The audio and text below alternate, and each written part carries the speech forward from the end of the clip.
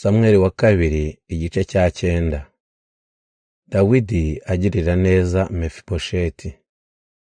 Igihe kimwe Dawidi arabaza ati, mbese hari umuntu wo mu muryango wa Sawuli waba ukiriho, kugira ngo nzamugirire neza nitura Yonatani? Bamuzanira umwe mu bari abagaragu ba Sawuli witwa Siba. Dawidi aramubaza ati, ni wowe Siba? Aramusubiza ati, ni njye databuja. Umwami aramubaza ati, mbese nta muntu wo mu muryango wa Sawuli waba akiriho, kugira ngo mugirire neza nk'uko nabisezeraniye Imana? Siba aramusubiza ati, umuhungu wa Yonatani waremaye amaguru yombi niwe wenyine ukiriho. Umwami arongera aramubaza ati, abahe? Siba aramusubiza ati, aba i Lodebari kwa Makiri mwene Amiyeli. Umwami Dawidi yohereza abajya kumuzanira uwo muhungu, nuko Mefibosheti mwene Yonatani mwene Sawuli ageze ibwami yikubita imbere ya Dawidi yubamye.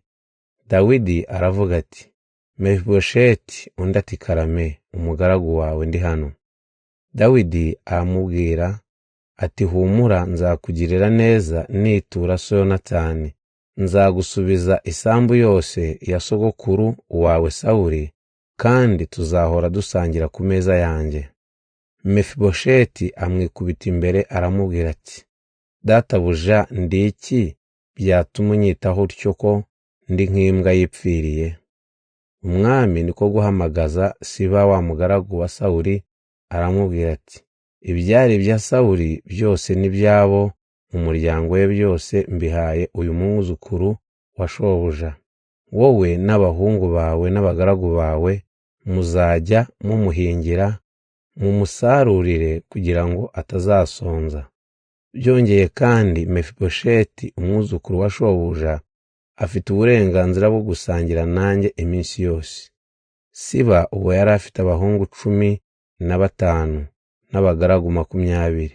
Nuko asubiza umwami ati, nyagasani, ibyo untegetse byose nzabikora. Mefibosheti yariraga ibwami nk'umwana w'umwami.